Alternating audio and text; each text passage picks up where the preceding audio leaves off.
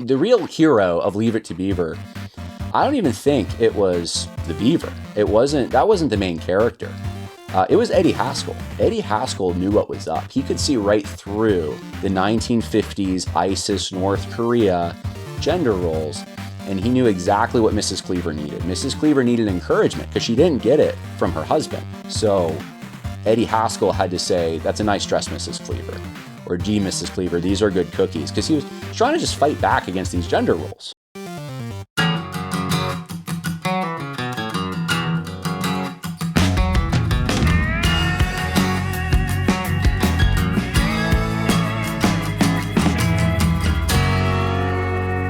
Hey everyone, I just wanted to read an email from a listener who found my podcast on John Mark Comer's book, Practicing the Way, and wanted to notify me about a section in John Mark Comer's book, Live No Lies, which came out in 2021. So this is after 2020. And I think the reason they sent it to me is because I have a history on my podcast of talking about and refuting social justice teachings that have made their way into Christianity. And so the email says, "John, here are some pages from Live No Lies by John Mark Comer that I believe you will be interested in." The book was published in 2021. On page 140, he compares 1950s era gender roles to ISIS and North Korea, and praises the Black Lives Matter uprisings. So he sends me some screenshots from the book. I don't know if they're screenshots. I think he has the physical book. He just took pictures of it. And I'll just read for you the shots that he sent me. This is from page 126 in the book. "In the days of the intercontinental travel by sea, when you first came to America from the East, it was very, very likely that the first thing you saw was Lady Liberty. There she was, rising 305 feet out of New York Harbor on, tellingly, Liberty Island, an evocative symbol for the land of the free and the home of the brave. It comes as no surprise that our founders gave us slogans like Life, Liberty, and the Pursuit of Happiness, and Liberty and Justice for All, or even Patrick Henry's rousing line, Give me liberty or give me death." Now, I don't know if they would have called those slogans, but they certainly gave us lines from speeches and documents. Never mind the tragic irony that we're also the nation that conducted a multi-century transcontinental slave trade of over 12 million Africans, around 2 million of whom died before they even landed on the East Coast. That, as we were rebelling against the oppression of England, we were simultaneously developing a form of chattel slavery as barbaric as any the world had ever seen. So the slavery in the United States was as barbaric as the worst form you can think of. I'm trying to even think, what's the worst form that you could think of? I mean, gladiatorial arenas? Are we talking what the Muslims did in Africa, where you don't even have a trace of it anymore because they sterilized so many of the slaves that came to the Arabian Peninsula? I mean, there's been some really, really bad forms of slavery out there. To say that America engaged in the worst of universally all of human history and all the countries that have done slavery, America has done it just as bad, if not worse, than all the other places. That is a pretty startling claim for anyone to make. And any good historian of slavery knows that's just not true. In fact, even in the transatlantic slave trade, if you wound up in the United States, if you're the 5 or 6% that didn't go to the West Indies, didn't go to the South American coast, you ended up in the United States, you actually had it, your chances at least, were a lot better of being treated well than winding up in a sugar plantation somewhere. Now, it ranged, obviously, but in the United States, there was at least a Christian paternalism that tempered the practice, which is why the slave populations grew so much.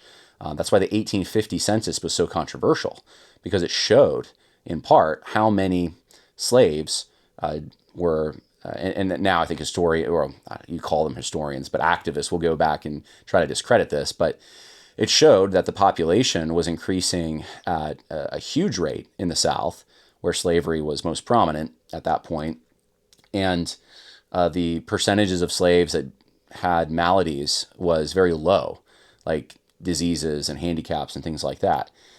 Doesn't mean make the institution. I'm not saying it makes it right, or it justifies bringing it back, or thinking that it was somehow a positive good in every sense, or a universal thing that should just be replicated. Nothing of that kind. It doesn't mean there weren't abuses, But to make the claim that, well, there's two claims really being made. That one, American slavery, it's the worst. You think of the worst forms, that's the worst right there. As I often said, and I don't remember any gladiatorial arenas in Alabama where people were just enjoying the death and destruction, the forced fighting that would lead to death of slaves. I don't remember that. But, or sex slavery, quite honestly, being normalized in the sense that there was social approval attached to it. Those kinds of things happen even in employee relationships today, but it was something that was approved of in Roman slavery. So that's kind of just a ludicrous claim. But the other claim is he's trying to make a jump from the kinds of liberty, which was an ordered liberty within a state of society that Thomas Jefferson and Patrick Henry are talking about, and then the arrangements that take place in labor.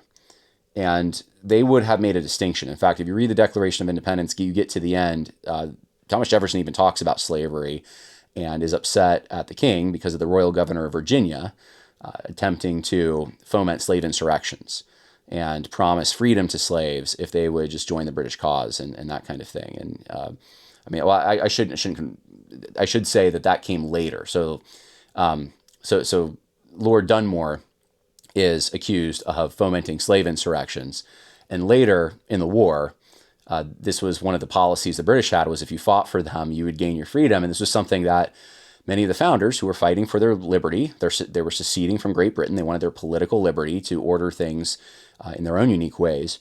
They had a problem with the king. And George Washington even writes a letter when the British evacuate New York and says, I think you are bringing with you property that belongs to us, and it's slaves. So they obviously didn't see the contradiction that so often is being highlighted today, that these men were just a bunch of hypocrites. Why would you respect any of them, I guess, if that's the case, right? They're just a bunch of hypocrites. Well, they weren't. When they were talking about liberty, they're talking about their local arrangements, their local governments that they have loyalty to, and arranging themselves in a hierarchy underneath that, as opposed to Great Britain and what Great Britain wanted to impose on them, which was violating their rights as British citizens, essentially. So it wasn't that there weren't different vocations and strata within society. There certainly were. There were hierarchies, even when it came to the way children were treated and the way women were treated and the way even people who were members of denominations that weren't the official denomination of certain colonies, they were treated in different ways, or didn't have access the same way that those who were, let's say, congregational in New England had access to certain tax benefits and that kind of thing. So this is, you could nitpick all day, all kinds of different things that, well, that's not the liberty we think of today. Well, they weren't thinking in those terms. These are people that are coming out of, frankly, a medieval context. And they are forging something new, but it is still with the attachments of that medieval context. Many of them Christians, many of them not seeing slavery as intrinsically a sin in and of itself. Many of them not having a mechanism to deal with that kind of thing anyway, even if they were against it. Like Patrick Henry was against it. Even though he had slaves, he was against expanding this. He didn't want the slave trade to continue. So did Thomas Jefferson. Didn't want the slave trade to continue either, even though he owned slaves, or held slaves, I should say. He had a diffusion theory by which he wanted to gradually get rid of slavery in a responsible way. But these people recognized that they had been handed down something that gradually, organically developed over time when there were no governments to be able to put a stop to it anyway. So it's like if you impose these modern state assumptions that, like, oh, look, today there's Liberty Island and we just process all the people who come here. Can you believe under those conditions where you have a big, more centralized government, they didn't stop slavery? Well, it's because that government didn't exist. It didn't exist. It was under the British that you even had slavery developing in this country, right? So it's an ignorant comment, but it is a comment that is meant to undermine the pride that we take, the identity that we form with attached to the founders of our country. That's really what that is.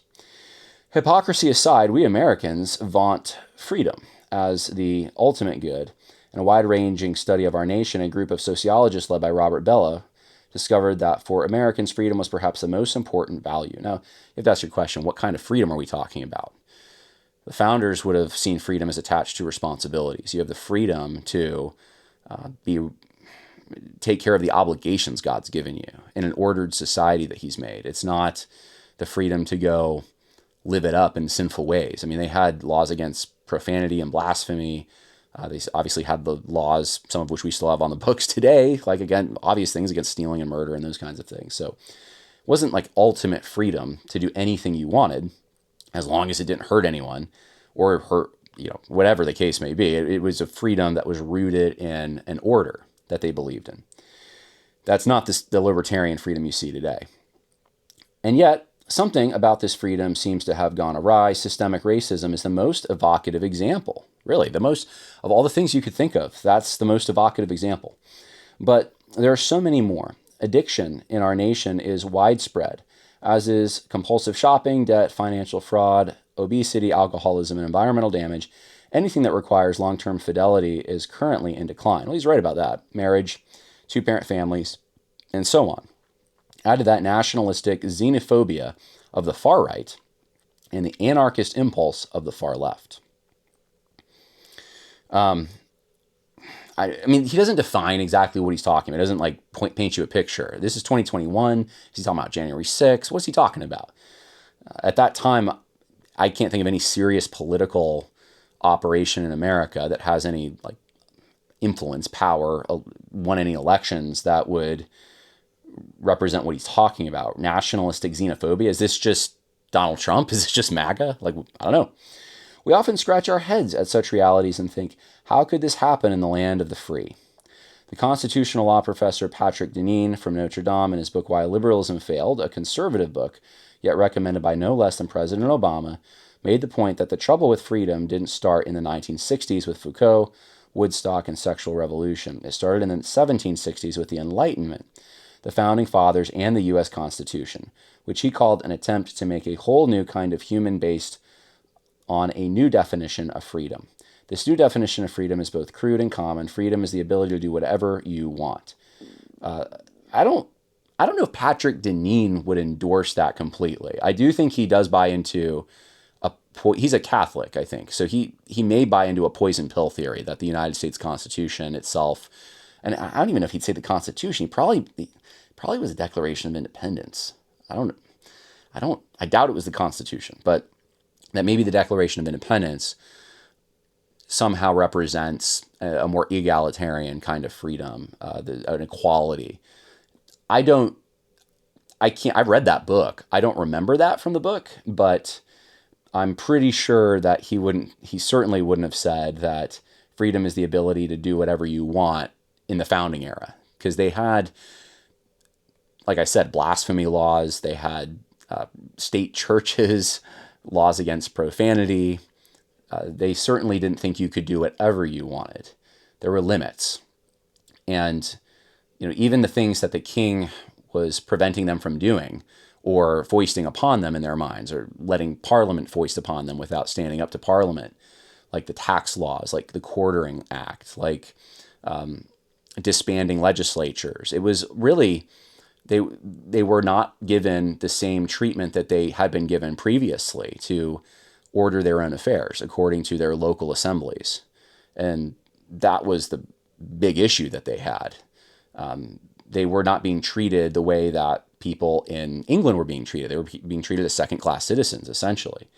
And this was a change. This was something that hadn't happened before, not at that scale at least. So anyway, the idea that, the 1760s, it was the Enlightenment. Okay, I mean, I can go with that to an extent, but the U.S. Constitution is a representation of this. I don't know about that, whether Patrick Deneen says that or not. Again, though, it's like ripping on America, the U.S. Constitution certainly doesn't say you have the freedom and ability to do whatever you want. It does not say that. So the next section, that was on 126, 137, page 137. Freedom in this take is the liberation to do whatever the bleep we want. My word choice is deliberate here. Okay, so he uses the word he says hell. To define the good for ourselves, to pursue and enjoy and buy and sell and sleep and do what we... Okay, so this is not what the founders would have envisioned. It's personal freedom, not a freedom of the body politic, not a freedom of local governments over an overarching empire to arrange themselves. He's talking about personal, egalitarian, social kind of freedom. Which the funny thing is, he was just talking about slavery, so I don't freedom's the main problem now, but it was like really bad. It was worse than any other form of slavery, just as bad at least as the worst form you can think of was what America did. So like America's very against freedom, but now we're like really for freedom. I don't know. That's where America's just bad. That's the common thread I'm getting here. To define the good for ourselves, okay, to pursue and enjoy what we want, blah, blah, blah. This has become the dominant view. This was not Paul's view of freedom or Jesus's, okay? So for them, freedom isn't about autonomy from authority, but about liberating, loving relationships from sin. So now we are talking about spiritual freedom from sin. This one word freedom is being used in so many different ways. Now let's talk about slavery. Okay, we're back to slavery. I hear the word slavery and cringe as an American. It draws to mind the horror of chattel slavery and the open wound of a nation that 400 years later has still never had a moment of national repentance, much less reparations. And to be clear, despite empty attempts by a select few to use the Bible to justify slavery, Scripture teaches the exact opposite. Racial discrimination, dehumanizing, and oppression are wrong, full stop.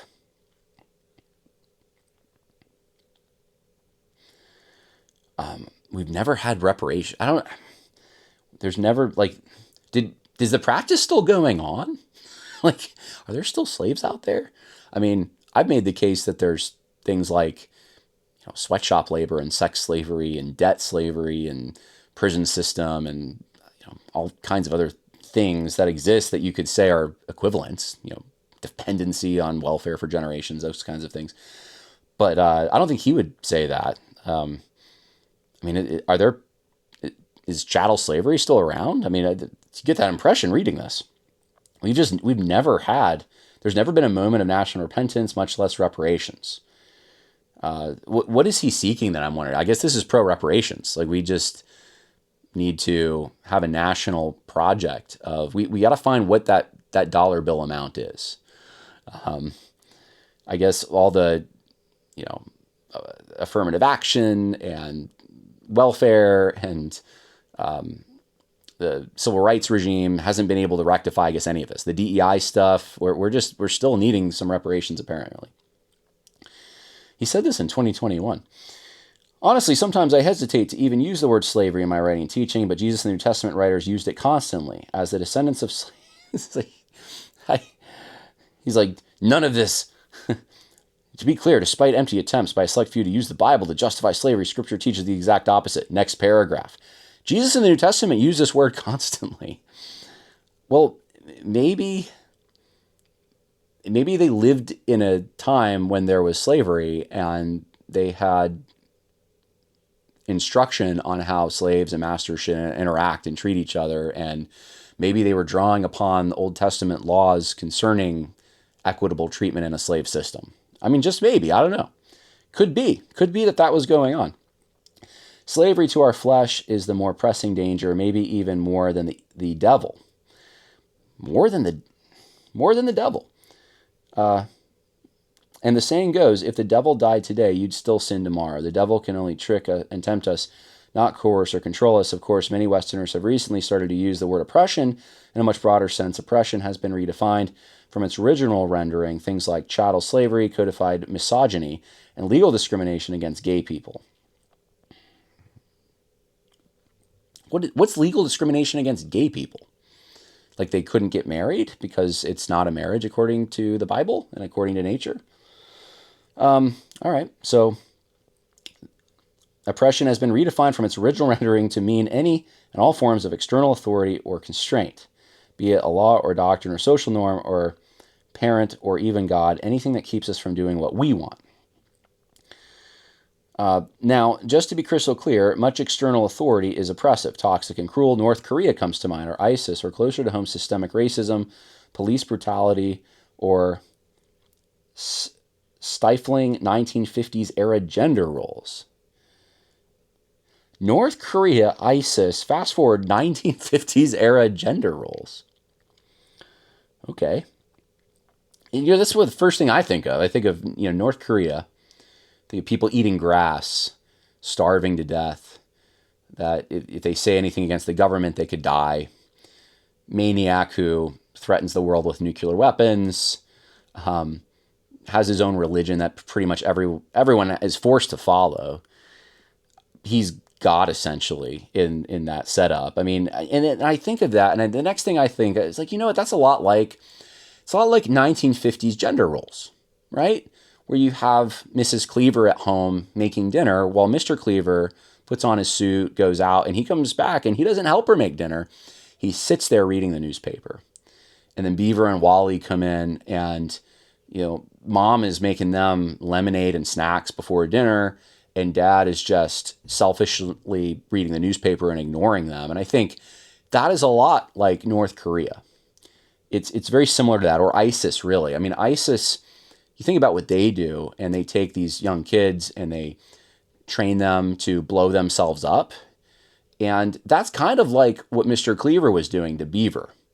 He was trying to tell him that if you want to be successful in this world, you have to wear a suit, you have to read a newspaper just like me, you have to listen to your teacher. And it stifled Beaver's creativity. I mean, the real hero of Leave It to Beaver, I don't even think it was the Beaver. That wasn't the main character. It was Eddie Haskell. Eddie Haskell knew what was up. He could see right through the 1950s ISIS North Korea gender roles, and he knew exactly what Mrs. Cleaver needed. Mrs. Cleaver needed encouragement because she didn't get it from her husband. So Eddie Haskell had to say, "That's a nice dress, Mrs. Cleaver," or "Gee, Mrs. Cleaver, these are good cookies," because he was trying to just fight back against these gender roles. He's kind of like the U.S. military when they go in to liberate a region from ISIS, right? That was basically Eddie Haskell. There is a time and a place to oppose external authority. The uprisings of Black Lives Matter in 2020 was a great example. He just got done telling you that the left has an anarchist side. Where is that anarchist side in the United States? I think it was Black Lives Matter 2020, but now he's praising Black Lives Matter 2020. So I guess that wasn't it. So anyway, he goes on. I'm just going to read the last paragraph on this page of 140. Those who follow Jesus, we choose of our own free will to place ourselves under external authority, that of God himself. All right. We do this because we believe authority is not inherently oppressive, but similar to parenting for children, a training ground for us to learn how to master our flesh. I mean, I'm not disagreeing with some of the spiritual things he's trying to draw out of this, but the examples he uses, every single one of them, it seems like, is just bashing America stuff. We just live in this terrible place. Worst forms of slavery, never had reparations, BLM is necessary. You got to have an uprising, man. This is 2021. This is after the buildings were burning, after the largest insurance payout in the history of our country, bigger than any hurricane. BLM, at least it was a few years ago when I looked it up. It's the traditional gender roles apparently. What else does he mention? Gay rights. We didn't respect those. I mean, this is it's just a terrible place that America is. We're all a bunch of hypocrites. We all say we care about freedom, and then look at these horrible things that we're doing. We're just all hypocrites. We should just bash America. America is a horrible place. All right, well, there you go. John Mark Comer. That's an excerpt from Live No Lies, with, of course, lies in it, and half-truths and misrepresentations, and certainly, I mean, it'd be hard for me to consider John Mark Comer patriotic at all. I just don't even see how you would make the case that he is. America's this terrible, terrible place. Well, I don't know if this was helpful to anyone. I think my audience already knows how I feel about John Mark Comer, but if in case there's anyone out there who doesn't, since I was doing more of a theological critique, and I said, hey, it seems like he leans left. in his book, Practicing the Way. And sure enough, you read some of his other stuff. Oh yeah, he leans way left. So John Mark Comer, not just a bad theology, which I'll say it, he's a heretic when it comes to things like sin, hell, the gospel, and I know substitutionary atonement he denies that apparently. I know a lot of other people have done work on that. But he is also, no surprise, very much not just left, but hard left in the way that he analyzes America's past and what America stands for and some of these things. So God bless.